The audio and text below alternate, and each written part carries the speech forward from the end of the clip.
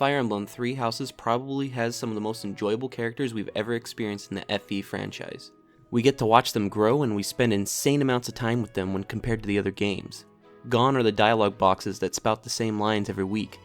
Now we have the students of Garrug Mach Monastery. But if you're anything like me, then you found yourself getting attached to many, if not all of them.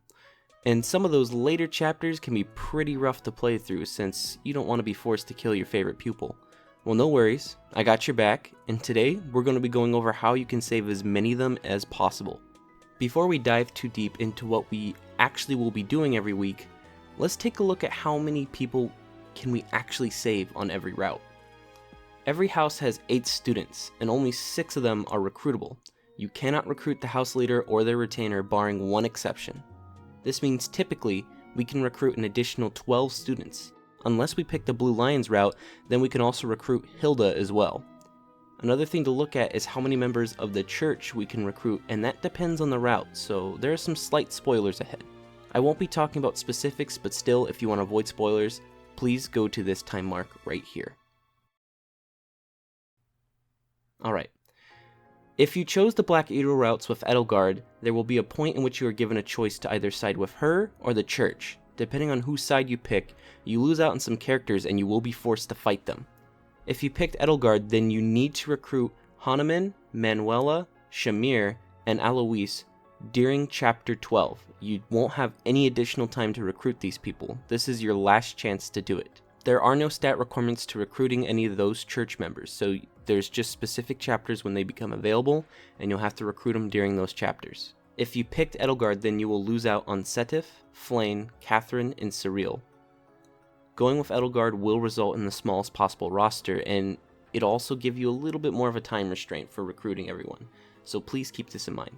If you side with the church, you will lose out on Edelgard, Hubert, and potentially Rhea if you do not choose to S-support her near the end of the game. Don't worry, female Byleth can also S-support Rhea as well. Picking the Blue Lions and the Golden Deer will result in a very similar roster, though you can pick up to 2 extra characters with the Blue Lion. The Golden Deer is the gold standard, pun intended, for recruiting. You can pick up every student and every church member, but no one else extra. There are some major spoilers ahead, so if you don't want to learn about who lives and who dies in which routes, then please skip to this timestamp right here. At that point, we will be going over how we can actually achieve recruiting as many students as possible. When it comes to simply keeping people alive, do not pick Edelgard. During Edelgard's path, Dimitri will die, Dedu will die, Claude can be spared or killed with your choice, but the jury's still out on whether Hilda will live and die. I'm pretty sure she dies though. A large portion of the church members will all die, and Rhea will die. Siding with the church will result in Dimitri, Edelgard, Hubert, and potentially Rhea all dying. Picking the Blue Lions will only result in Edelgard and Hubert dying. And picking the Golden Deer will result in Dimitri, Hubert, and Edelgard dying. When it comes to saving lives, the Blue Lions do it the best, mostly because it's the only route where Dimitri doesn't die. Plus, we also get the extra benefited comfort of knowing where Gilbert is.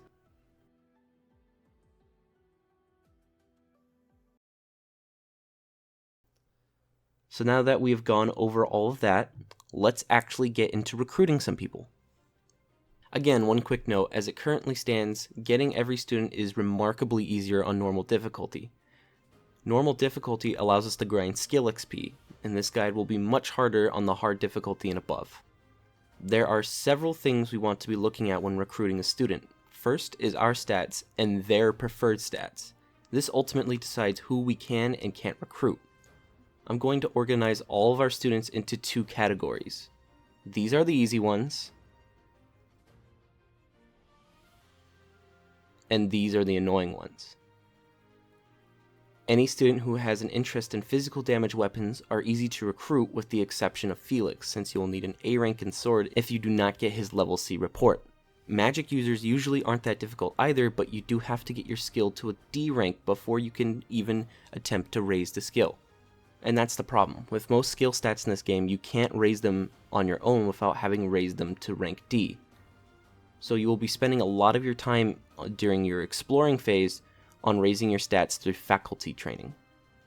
If you're playing a male Byleth, be wary of Ingrid. Her stat check is flying, and unfortunately you can't naturally raise it until you've hit rank C in flying, when it no longer matters because at that point you've already reached her stat check. We have one saving grace though, as if you reach a B rank with a student, there's a roughly 25% chance they will show up in your classroom and ask to be transferred into your class. So for students that are inconvenient, we can just focus on their support levels instead. For the first 3 or 4 months, we'll be spending most of our time raising supports with students. The mess hall is our best way of raising support. We can hit 4 students every week by taking the weekly meal and then picking a meal from the full menu. If there are any individuals that you really like, then you can double dip and you can do the cook with them at the station next door. Remember to focus on students that have difficult skill interests like heavy armor, riding, flying, or both of the magics. Another recommendation I have is to not spend too much time with the students you already have recruited. The reason being, while the extra motivation is nice for increasing their skills faster, you're already gaining support levels with somebody who's in your class. The extra motivation is a nice boost, but spending time with your students means you're not spending time with potentially recruitable students. Also, this is kind of a given, but make sure you're growing as many flowers as possible. A very large portion of the students like flowers, so you can spam them with flower gifts in order to raise their supports faster. On month 6 is when you can find lost items, and these are another good way to raise support, though these only spawn at the beginning of the month and they do not refresh until the next month begins, so try to find them all. The first explore date in month 8 is a big day. There's a quest called Clearing the Way. When we complete this mission, we open up 2 shops that sell flowers, fish bait, and gifts. Basically, these shops exist to help us raise our support levels. The church choir is also a very good way to raise support and to raise that tricky faith stat. It also hits 2 students at once, so it's a good time investment. During month 6, you can gain the ability to invite a student from another classroom into your party for the month. Abuse this. If you put that student next to Byleth while you're trying to raise up your skill experience during missions, then you'll also be gaining support levels with them at the same time.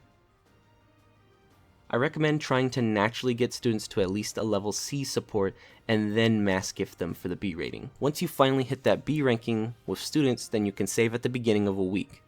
Wait for that week, and if that student that you just got a B rank with doesn't appear, then reload your save and try again. There's roughly a 25% chance that this student will show up in your classroom, so you might have to do it a few times. You are going to be doing battles, of course, so make sure your Byleth is always standing next to the invited student of the month, and make sure you're using weapons that can attract other students.